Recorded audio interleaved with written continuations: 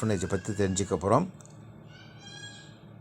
இது பினாவாலா elephant orphanage, அதாவது இலங்கையில் அமைந்த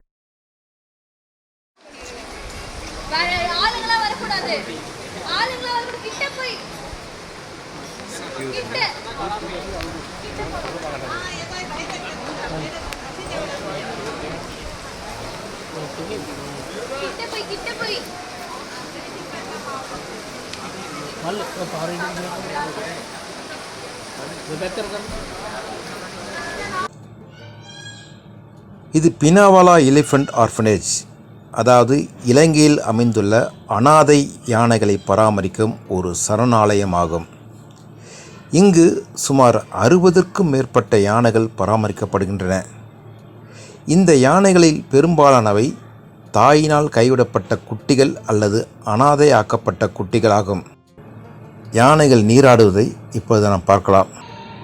பின்னவளை யானைகள் அனாதைகள் இல்லம் இலங்கையின் கோகாலை நகரத்துக்கு வடகிழக்கே 13 கிலோமீட்டர், அதாவது 8.1 மைல் பின்னவளை கிராமத்தில் அமைந்துள்ள காட்டு ஆசிய யானைகளுக்கான சிறைப்பிடிக்கப்பட்ட இனப்பெருக்கம் மற்றும் பாதுகாப்பு நிறுவனமாகும். உலகில் சிறைப்பிடிக்கப்பட்ட யானைகளின் மிகப்பெரிய கூட்டம் பின்னவலாவில் உள்ளது. 2023ஆம் ஆண்டில் பின்னவலையில் 3 தலைமுறைகளைச் சேர்ந்த 30 ஆண்களும் 41 பெண்களும் உட்பட 71 யானைகள் வாழ்ந்தன. சுமார் இதன் நிலப்பரப்பு என்னவென்று தெரிஞ்சுக்கலாம்.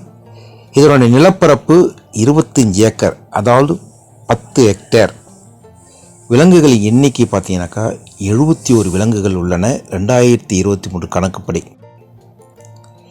இலங்கையின் காடுகளுக்குள்ளும் அதற்கு அருகாமையிலும் சுற்றித் திரியும் பல அனாதையான பாலூட்டப்படாத காட்டு யானைகளை பராமரிக்கவும் பாதுகாக்கவும் இந்த அனாதை இல்லம் நிறுவப்பட்டது.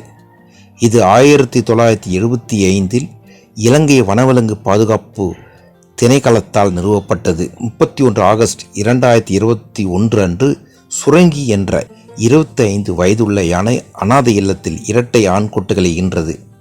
பூங்காவிற்கு வருபவர்கள் யானை குட்டிகளுக்கு பாட்டில் உணவு, மற்ற அனைத்து யானைகளுக்கும் உணவளித்தல் மற்றும் மாயா ஓயாவில் குளிப்பது போன்ற யானைகளின் பராமரிப்பு மற்றும் தினசரி வழக்கத்தை பார்க்கலாம்.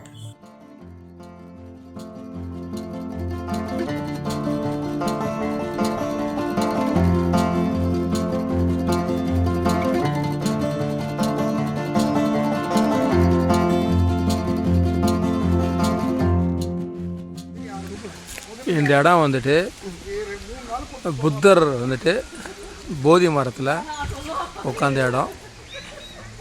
அவரோட அரசாட்சியிலிருந்து வந்து போதி மரம்.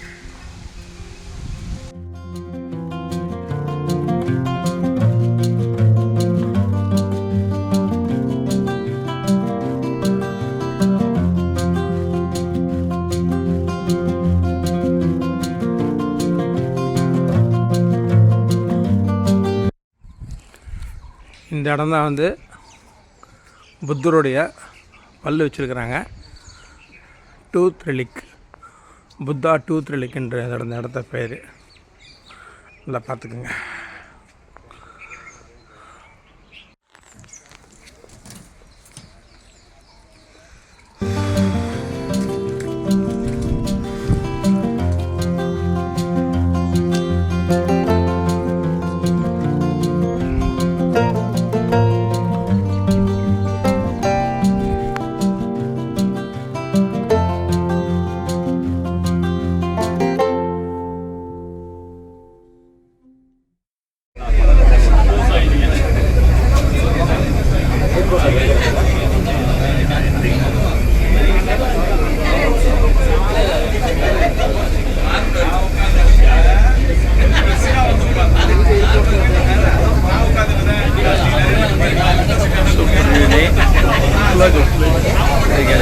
Jepkan diri lah kami ya video na.